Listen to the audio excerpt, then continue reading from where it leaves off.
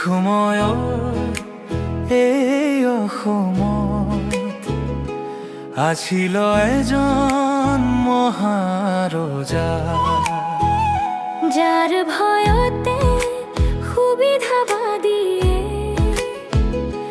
জীৱনতে পাইছিল নৰকৰ মজা।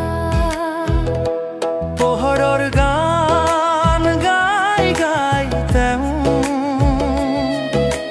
বধিছিল এন্ধাৰৰ পশু,